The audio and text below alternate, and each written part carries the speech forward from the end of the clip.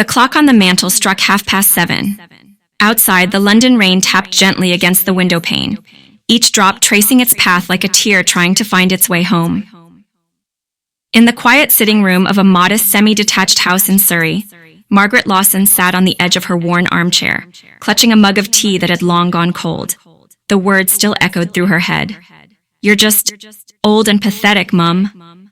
Her daughter, Chloe, had shouted them only hours ago, her voice sharp as glass, her face lit with the fury of youth. Margaret had stood there, breathless, as though someone had suddenly pulled the air out of her lungs, and then watched Chloe storm out, slamming the door behind her. Now, the silence that followed was louder than the argument itself.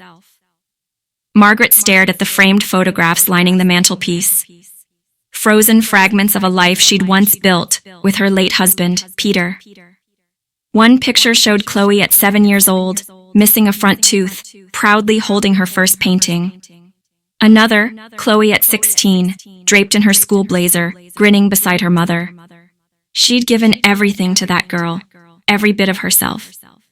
And yet, somehow, somewhere between childhood and womanhood, the bridge between them had broken. She lifted the mug and whispered almost to the walls, "Maybe I am old, but pathetic? God, Chloe, you don't know what that means." Her voice cracked. She pressed her fingers to her lips to stop the trembling.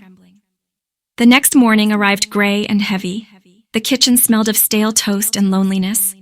Margaret moved slowly, the way people do when they've been hurt in a place no one can see. She placed 2 slices of bread into the toaster out of habit, then remembered Chloe had stayed the night at her friend's flat in Brixton. The silence again. She hated it. Outside, the post landed with a thud. She shuffled to the door, sorting through bills and catalogs until her eyes fell upon an envelope with handwriting she recognized instantly. Her own. It was the letter she'd written Chloe weeks ago, tucked secretly into her bag before her trip abroad. Chloe had returned it unopened. The ache in her chest deepened. Margaret sat at the kitchen table and unfolded a different letter, one she hadn't meant to reread. Peter's last one, written from the hospital before he died 6 years ago. "Look after Chloe, Mags. Don't let her harden. She's got my stubbornness and your heart. Dangerous combination, that." Tears welled again. She folded the letter, pressed it to her heart, and whispered, "I'm trying, Peter. I really am." That afternoon, the rain eased. A pale sunlight crept through the clouds as Margaret ventured outside, wrapped in her old beige coat. She walked down the high street, past the bakery that used to sell Chloe her favorite custard tarts, past the charity shop where she volunteered once a week. The world felt fast and indifferent. Teenagers on their phones, buses roaring by, a couple laughing loudly over coffee. Life moved on, even when your heart didn't. At the corner cafe, she hesitated, then went in. The bell chimed softly as she entered. "Morning, love," said Sandra, the barista who'd known Margaret for years. "Haven't seen you in a bit. Everything all right?" Margaret forced a smile. "Oh, you know, the usual ups and downs." Sandra nodded, sympathy in her eyes. "That daughter of yours keeping you busy?" Busy. That was one word for it. Margaret stirred her tea absent-mindedly. "She's finding herself." Sandra smiled kindly. "They all are, love. We just have to wait for them to remember who we are." Margaret left the cafe with those words echoing in her mind. That evening, Chloe came home. The sound of the front door opening startled Margaret. She'd almost convinced herself it wouldn't happen.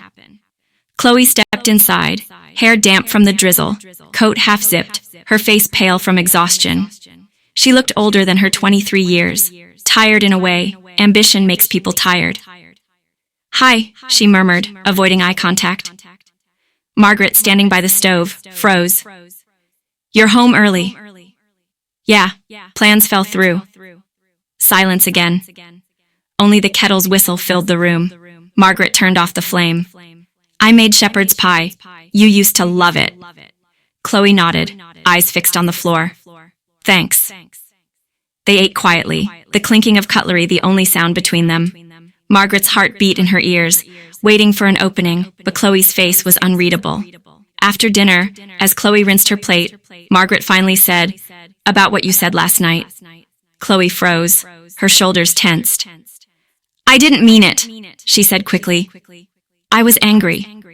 Margaret swallowed hard. "I know, but it still hurt."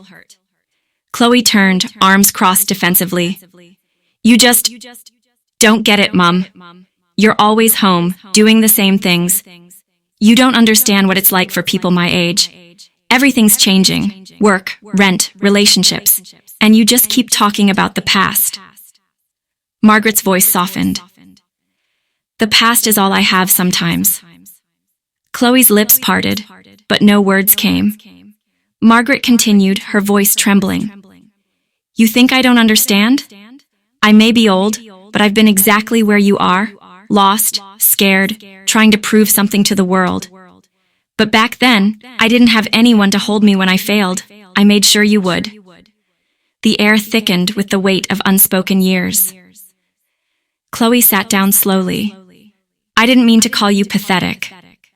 "I know," Margaret whispered. "You just forgot who I was." A tear slid down Chloe's cheek. "I just get so angry. Everything feels like it's slipping away. Time, chances, people. I feel like I'm running, and you're standing still." Margaret reached across the table, placing her hand gently over her daughter's. "Maybe that's why you need me still. Someone who's not running, someone who's here."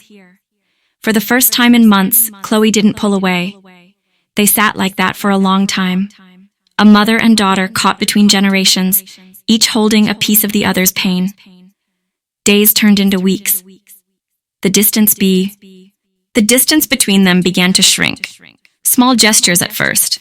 Chloe would call from work just to check in. Margaret started learning how to use her new phone properly, sending emojis that made Chloe laugh.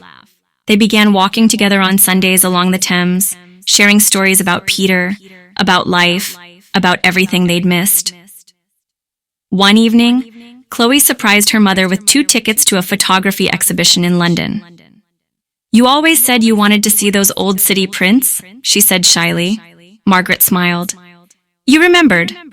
"I'm trying," Chloe replied. At the exhibition, surrounded by images of people and streets from decades ago, Margaret felt something stir inside her. Pride, relief, forgiveness. She glanced at Chloe, who was gazing at a black and white photo of a mother and child crossing Westminster Bridge. "She looks like you," Chloe whispered. Margaret laughed softly. "God, I hope not. That coat's dreadful." They both laughed, really laughed, for the first time in a long time. Months later, on a crisp autumn morning, Margaret found a letter waiting on the kitchen table. It was addressed to her in Chloe's handwriting. Her hands trembled slightly as she unfolded it. "Mom, I don't know if I ever told you how much you mean to me. I've been angry, scared, proud, all the things you said you once were too. But I've realized something. I've been chasing life so fast that I forgot who taught me how to walk in the first place. You're not old and pathetic. You're strong and beautiful. You're my home. Love, Chloe." Margaret pressed the letter to her chest. The house was silent, but this time the silence felt peaceful, not empty.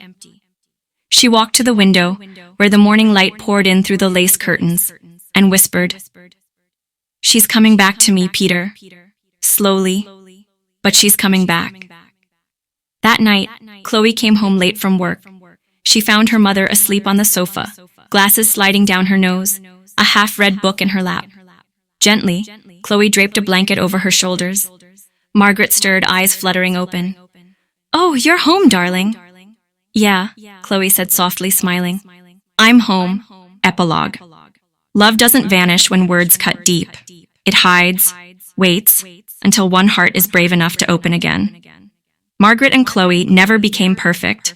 They still argued, still misunderstood each other sometimes. But they also learned to listen, to forgive, to remember that love isn't youth or beauty, it's persistence. And in a small house in Surrey, on quiet rainy nights, if you listen closely, you could hear laughter again. Because even after the cruelest words, Love, true, aching, stubborn love, always finds its way home.